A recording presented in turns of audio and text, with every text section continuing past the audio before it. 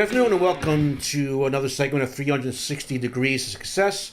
I have in the studio today here with me Dr. Carlos Rivera. Welcome, Carlos. Thanks for coming in today. Appreciate it. Thank you for having me. Really appreciate it. I know Carlos for a few years now. He's really on a crusade against parent alienation. Unfortunately, he's been through it himself. And we'll share some of his story. And he's got a new show coming up. What's the title of your show, Carlos? It's called House Calls with Dr. Carlos. So we're running it as a YouTube series. Okay. Yeah. So check that out on YouTube. Yeah, thanks. Also on Dr. Carlos's Facebook page, promoting his appearance on this show. I shared a link with everybody because as a mediator myself and helping couples go through the divorce process, I try to prevent parent alienation issues by going through mediation. Yeah. And I doing a managed joint venture with and created Liberty Resolution Solutions with Dr. Michael Joyner. I think you spoke to him once. He's a surgeon. Who also went through parent alienation, and attorney Matt Radin. So I got to put together a survey to try to get some feedback to see what's out there, what people are dealing with, and what they would like as far as services for both education and prevention of parent alienation. Maybe wipe this thing out, or at least make it where it's not so prevalent. Yeah, I think one of the big things is the survey. I think is tremendous because one of the features I'm trying to do, or one of the things I would like to accomplish, is to let people know the services that are out there before they get in trouble. Exactly. Unfortunately, many of us find out when it's too late or we're so far down the road. So I think that the services you're providing in this show will really help people to avoid some of these pitfalls that could be drastic. And litigation fuels that, right? It fuels the fight. Absolutely. It fuels people standing their ground. And I would like to think that couples who go through mediation, for example, parent alienation doesn't happen. You know, listening to you and talking back, over the years, I learned a lot about mediation. From my own divorce, I wanted to mediate first, and of course, my ex shot that down. But there's so much to alienation that would spare a lot of people the grief. I think the current culture of divorce is adversarial, and they are people looking for a big win, at the expense of somebody else. Whereas, I'm learning from you that, in mediation, that's not the case. We could look to find the best way to come out of this, safely, that everybody could be okay after the divorce. Now, for people who maybe never heard of the term before or listened the first time, how would you define parent alienation? Parental alienation is when a child is forced to I can't put it into words. I've been doing it so long. When the relationship between a loving child between two parents is affected by the other parent. So you'll have a pathogenic parent will intentionally steer the other child away from the other parent. Now, I got lucky enough that was an issue when I got divorced. My daughter was 7 years old at the time, and my wife at the time, soon to be my ex, moved upstate. So I would go up there summers and have my daughter for certain vacation stuff, but she was 5 hours away, and that was difficult enough. I can't imagine being separated and not talking to her, which happened once many years later, which maybe I'll get, if I have time, I'll share it. But you want to share a little about your story? Because yours is pretty wild. It is kind of crazy. I think that the worst of everything I suffered through, the alienation was the worst, and I really started from the beginning. I should have had a heads up. Had I known a little bit more. My ex-wife, unfortunately, was seeking an acrimonious road, and she was very, very bitter, and immediately started to steer the children or to poison their minds against me. So it was a very insidious process that took place over the first couple of years. There was a lot of denial of parenting time or manipulation of parenting time and communication.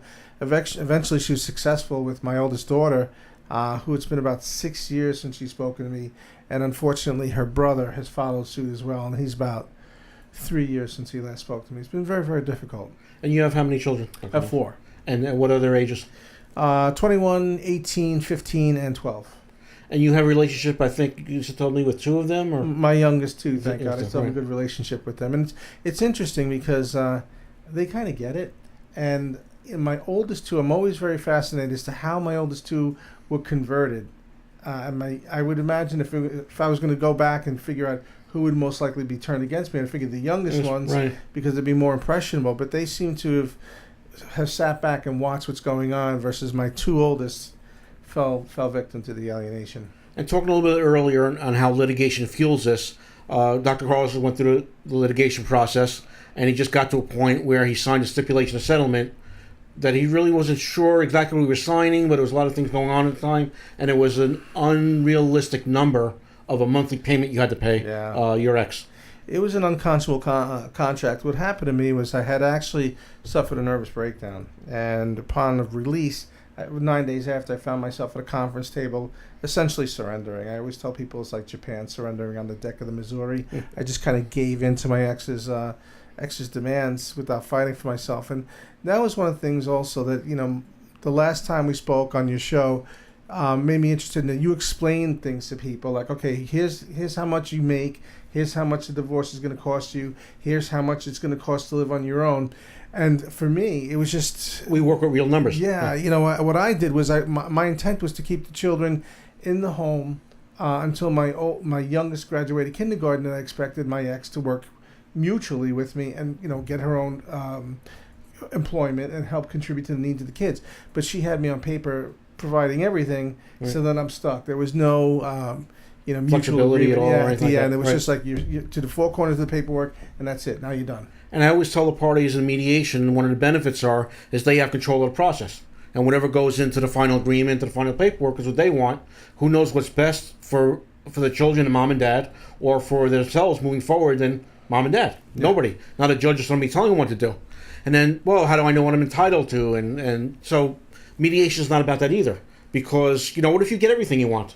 So just like your wife did, she presumably. Thought she did, and she thought she did. So Dad, in this case you, were able to keep up with paying for a certain amount of time. And there came a point when we couldn't because the numbers were just crazy. Mm-hmm. And now she's got to take you back to court, which you just finally finished that up. Yeah. But there was years going back and forth. And if I remember correctly, I'm trying to remember rough numbers, it was like over $15,000 a month. When you took everything together between maintenance, child support, and extras, it was about $15,000 a month. So Dr. Carlos was paying that for about a year, give or take, and then he started making less payments. Is that about right? It was hard from the beginning because everything happened in one. So I was divorced, and then I went off on private practice on my own. So my income, my gross, became much, much different than it was before because I had 7 practitioners in a larger practice. Now it was just me solo. So you can't see the same amount of numbers. So my income dramatically decreased. I was never really able to keep up with $15,000 a month. Right. So at the point where he couldn't keep up with $15,000, he came up with a lower number that he was paying. His ex-wife didn't like that. She took him back to court, and the judge asked her, "Do you want to put him in jail?" And she said yes, and he went to jail for 6 months. Yeah. So it's not like he was not paying. He wasn't paying the proper amount. So now what does that do? So now he's in jail for 6 months and he has nothing to pay with. He comes out, he loses his practice. Yeah. Because of that, and I just know, and I didn't know Dr. Carlos when he was a doctor, but I see the following from the parents who used to, when we went to your court hearings, things like that, who swear by you, who still want you to take care of their kids, but you can't because you're not practicing anymore. Yeah, I really love those people. I truly enjoyed what I was doing, and I love the practice. And when things went bad for me, I hate calling them my patients. It was really my friends. They really came to my rescue. When everyone kind of scattered, when there was nothing, when you're as good as your last favor in a lot of people's eyes. So when I was, when things went bad for me, a lot of people scattered, but a lot of the people that took care of their kids really stuck with me, and to this day still help me out. Which I find is a remarkable thing. So grateful. So talk about the house calls and how you came up with the idea and what is it you're trying to do. Well, one thing I want to do is when people are so used to listening to these stories but not really getting it. They hear the stories and go, wow, it's a terrible story, it's a terrible thing.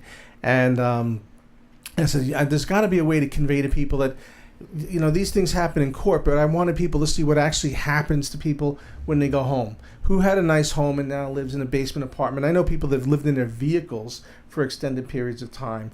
Who doesn't get to see their kids? These kind of things. So what House Calls is designed to do is to take people who have been in the court system, been destroyed by divorce, and show the world what they're going through and what the current court system can do to people.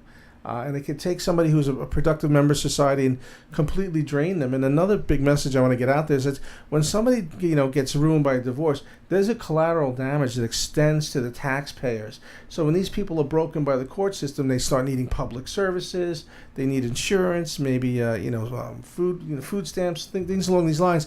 And now all of a sudden, the public's not really aware of how much money is going out in tax dollars to supplement people who've been destroyed by family court.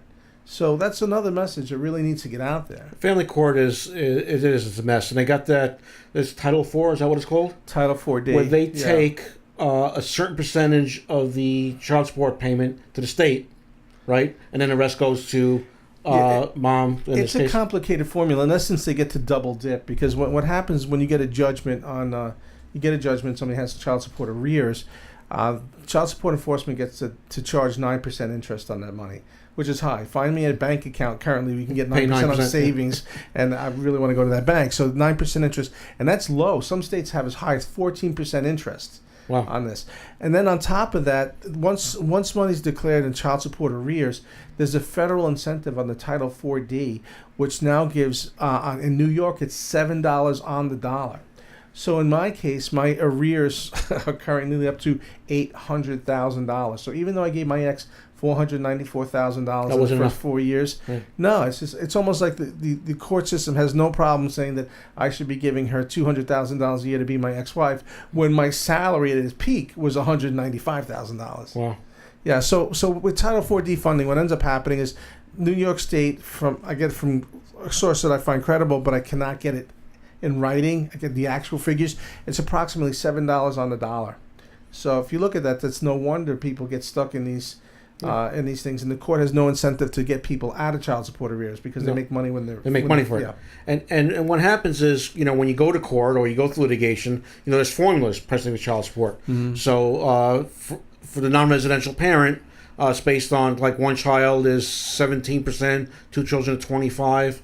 I think 3 is 35. I'm trying to remember numbers, but those are two numbers I remember off the top of my head.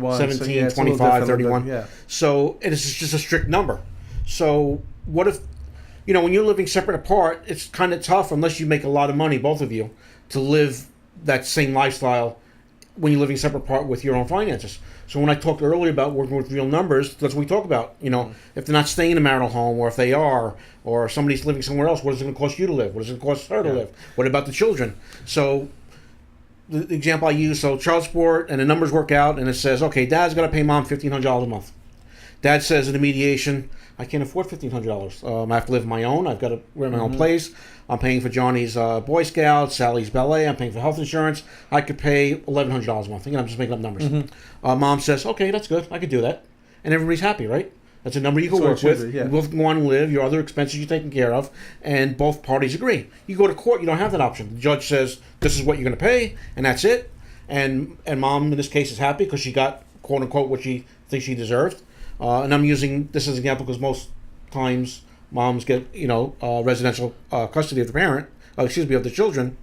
And then what happens a year later, 8 months, when dad can't afford that anymore, she's got to take him back to court, incur more court fees, and there's just nothing to pull from at the end. What's the sense? That's an important thing, too, in that when you go back and forth with litigation, the money, the remaining funds you have is now going to fund your representation and the court proceedings. So there's really no money left. And what people have to really get away from is, I came across a term called the culture of divorce, which really makes sense. If you look at right now, everyone thinks they're like, you're entitled to this. That person owes you this. You need to get, destroy them. Your lawyer has to be a shark. It's like, it does not work for people. When you step back and see what happens, the only thing that happens is that the people involved become devoid of any type of income they have or any kind of savings.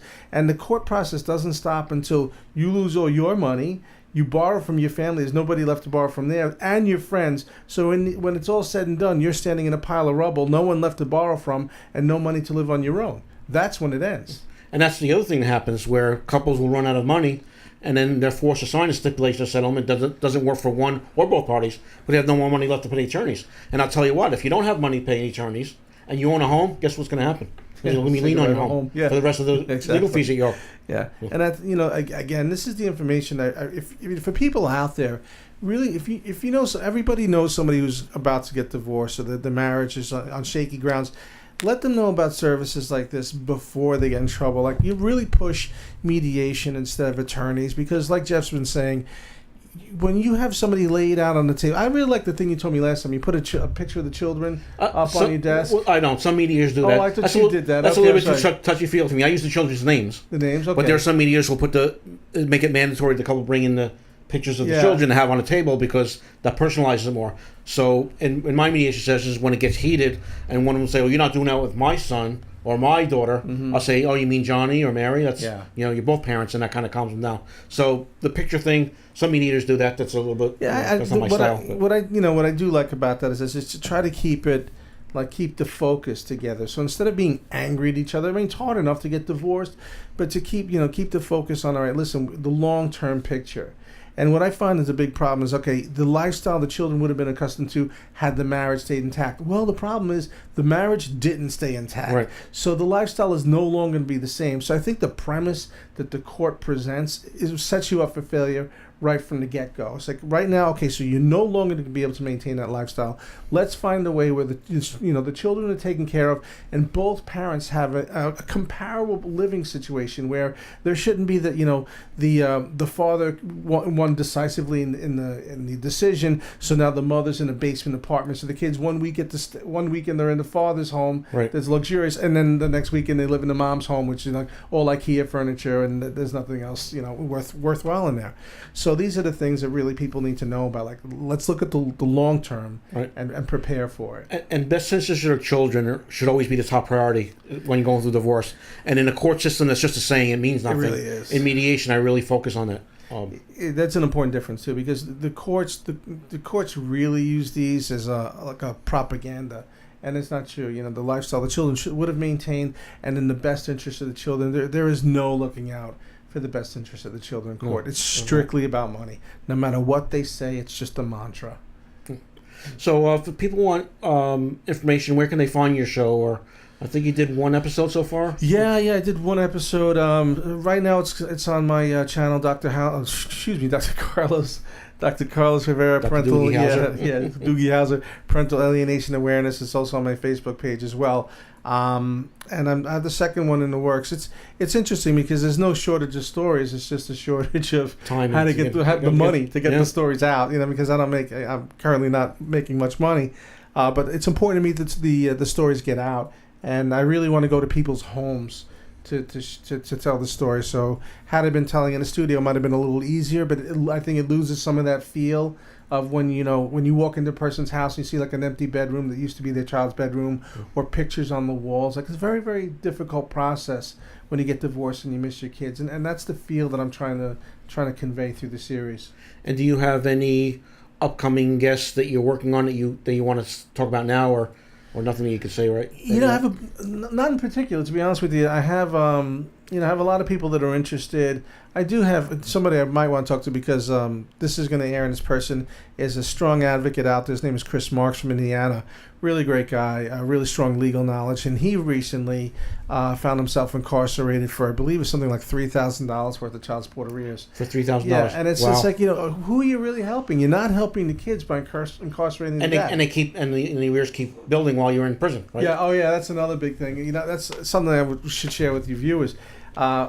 Most people think, myself included, that you serve jail time and that nullifies, like, you serve your time. So now for your that debt time, to it stops. society's Doesn't paid. stop. Does not. Yeah. So when I was in jail, I was getting bills for child support. So my child support went from $6,000 a month to $9,500. So what they did was they charged me interest, and then they took the arrears and tacked it on to my current obligation. So it became $9,500 once I was in jail. So I'm getting monthly bills of this accruing child support, and I had to laugh because it's like, did they expect me to write a check? While I was in jail with no income. You don't make that money selling license plates in jail, or No, putting together license plates. Yeah, My daughter, my oldest grandson, she was no longer with his dad, and she had the same issue with child support.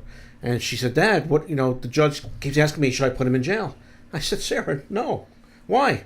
"Well, because you're not going to get anything from him. He's in jail. Yeah. At least when he's out, he's got to account for. He's looking for work. This is what he's doing, and he can get some money. That doesn't do any good to put him in jail." But she didn't understand it. She's but they play on the emotions, right? They play on that, what I'm entitled to, and let's screw so and so, and they do. And it's about that, and again, not about like, what the right thing is. You do not help the situation by doing that. You only make it worse. So now you took a person that could have been contributing X amount of the salary. Now they do not have a salary. Right. Not just that, then when they get out of jail, it's that much harder to seek employment or get yourself back on track if you were self-employed, depending on how long your incarceration was. And these things, again, it's a recipe for disaster. You really have to look at the long run. What are you going to accomplish by this? And child support enforcement, they are more punitive than the IRS is. What's the word? Like the legendary, fear for IRS. I can't find the word, but everyone fears the IRS and the IRS's power. Child support enforcement is so much more punitive than the IRS. So, like say in my case, some of the steps they take is to revoke your driver's license, which they did to me, revoke your passport, which they did to me, and they could revoke your professional license, which they did not take away my medical license. But by taking away my driver's license, I'll give you an example of how the effect can be. Now made it harder to become employed after that, because Long Island isn't the best place for public transportation, right? And nobody's going to expect their doctor to go back and forth on the bus. But okay, let's just get past that and just say I did. It makes it that much harder to get around. And then the other factor that gets to use is, like in my case, alienation's involved. And my ex and her current fiance use this. I now have a restricted license, so my license was revoked by child support enforcement. You go to DMV, you get a restricted license, so you can go to and from work and to and from the doctors. Makes no provision for child visitation. So now my ex uses that effectively to keep me away from my two youngest children, saying that I need a licensed driver or a chaperone to pick my children up from visitation. Wow. So you can see that it has these add-on effects that I call collateral damage, which really, really, don't help the children at all. No, it doesn't, and it's and when you get the children involved and try to pin them against each other, it doesn't work. It's horrible. No, it doesn't, and the children suffer a lot too. And I'm sure that you discussed this when you do mediation with the ACEs study, adverse childhood events. And one of the first things they ask is like, are you a child of a divorced family or a divorce? And right off the bat, you answer that, and the more points you get for these negative things in your life, the more likely it is you're going to have long-lasting health issues and even decreased life expectancy by how much stress you go through in childhood and in life. And divorce is a huge stressor, and you add alienation on top of that. Next thing you know, the kids are more likely to be involved in drugs. They're promiscuous. The school failure, dropout rate is higher. Incarceration rate is higher. There's a laundry list of things that the kids now have to face because of pathogenic parenting, if that's involved. And in regards to, we were talking about child support and the crazy numbers, and there's certain states where mediation is mandatory. So before they go to family court, they have to go through mediation first, which is great. I wish New York would do that, but New York's always the last to do everything. So, just to give you a good example of that, no-fault divorce came into New York October 2011. It started in 1969 in California. So, and every other state had it except New York until 2011. So there just needs to be like a better system in place. And Tennessee, Florida, I'm trying to remember some of the other states. California, I think it's mandatory. Some parts of Connecticut, I think is mandatory. Why not have that? Why not have that initial mandatory mediation? It should be. And then I think for people that they cannot, come to an agreement, then fine, then seek attorneys. But, a mediation and parenting classes. I recently came across somebody where I think their divorce was in Maryland, and there's mandatory parenting classes in the process of divorce. Really? Right. So, these are important things that they should incorporate into the divorce process. And say, okay, listen, you need parenting classes to make sure that you protect your children and you don't get them, you shield them the best you can from the negative effects of divorce. And mediation, again, it's not just because I'm on the show. I'm on the show because I believe in what you do and how important it is. And it's critically important for people to sit down and say, listen, this is what you're going to need to survive. You're going to both need residences. It's going to cost, for your cost of living and whatnot. And had my attorney, had my ex, consented to mediation, things would have been different for me.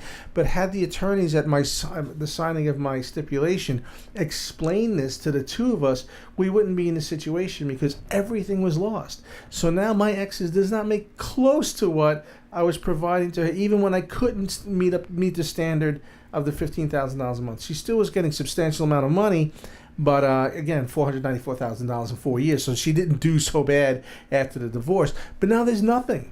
There's nothing left. And has somebody said, listen, from the beginning, you can't ride it this way. It's not gonna. The ride's going to be over real quick.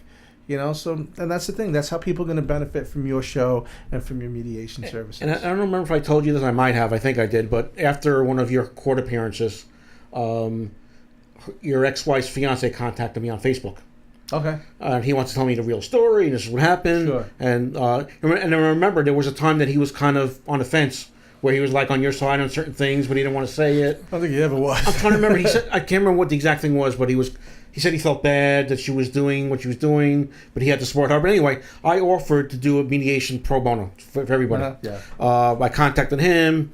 He wouldn't go for it. And then I asked you if you can get something together, just because you were going back with this court thing and nothing was getting done. Yeah.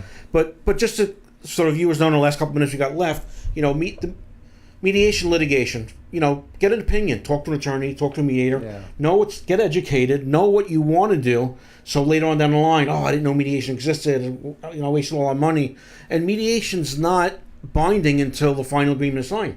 Mm-hmm. So you can go through a couple mediation sessions, and if it's not working, you can always go to litigation, and you're not bound by the mediation process.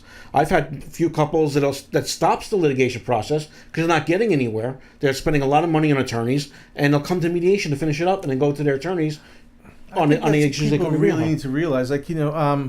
I'm not sure what you charge for your services, but I know that typically lawyers are charging $350 an hour for their time or more. 5, 7. Yeah. I've seen $750 an hour. It's incredible. And what ends up happening is people quickly realize when they run out of money that the litigation process is costly and they're not going to be able to get through it. And I think that had they chosen mediation in the first place, the money that was being siphoned at this incredible rate towards attorneys could have been used for post-divorce living expenses. My website is mymediationservices.com, and when Dr. Carlos referred to what I charge, and I'm unique to whereas most mediators will charge an hourly fee, and then they charge a fee for the paperwork, for the agreement, for court fees, and so forth, if they even do that, if they don't refer it out to somebody else. I have pricing packages on my website, soup to nuts, everything that's included. That's so incredible. Couples know what it is they're paying. So that pretty much comes to a close of our show tonight.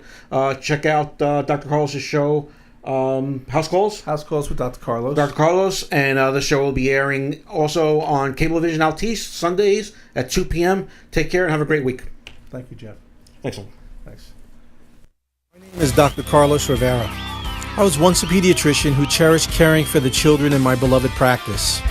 To my horror, that would be lost forever once I entered the twisted world of family court. Once tangled in its web, I learned of a judicial system that was far from what I was taught to believe in and once revered. A world rife with unscrupulous attorneys and a judiciary seduced by Title IV defunding and abuse of their powers. A world that claims to operate under the guise of acting in the best interests of the children, yet conducts itself in a manner with seemingly depraved indifference to the suffering of children and loving parents. Prior to my experience, I knew nothing of parental alienation. Countless tears later, I know it all too well. Now I'm here, traveling the roads of the U.S. to let others tell their stories, in the hopes of one day changing the current culture of divorce and bringing an end to the victimization and suffering of innocent children, their parents, and all who love them. These are their stories.